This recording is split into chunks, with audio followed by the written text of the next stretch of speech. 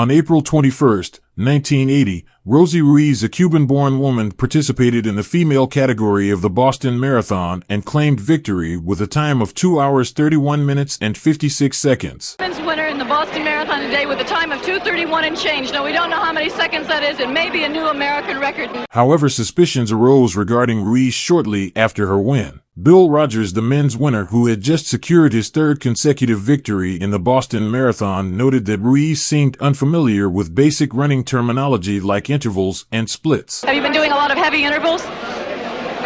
Someone else asked me that. I'm not sure what intervals are.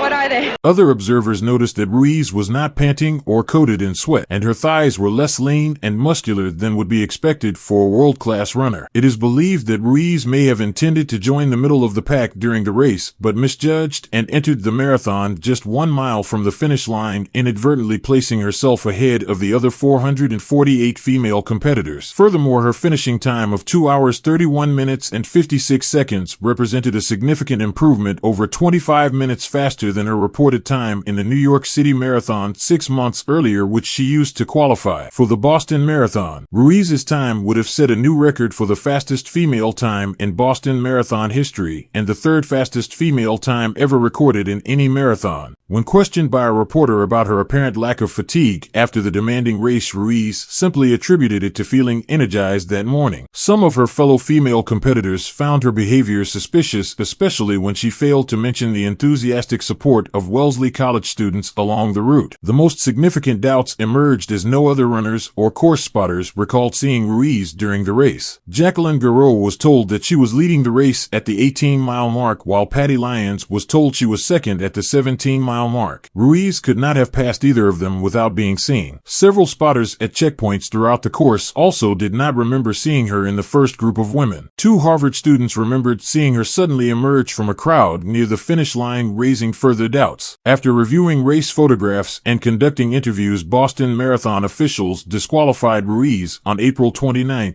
1980, and declared Jacqueline Garreau of Canada as the rightful women's division champion with a time of 2 hours 34 minutes and 28 seconds, and Patty Lyons was elevated to second place, setting a new American women's marathon record at the time with a time of 2 hours 35 minutes and 8 seconds. A freelance photographer, Susan Morrow, also came forward stating that she had met Ruiz at the subway during the New York City Marathon. According to Morrow, she met Ruiz on the subway, and together they walked a distance to the finishing area where Ruiz identified herself as an injured runner. She was escorted to a first aid station, and volunteers marked her down as having completed the marathon, thus qualifying her for the Boston Marathon. Subsequent investigations by New York City Marathon officials led to Ruiz's disqualification from the 1979 on April 25th that year.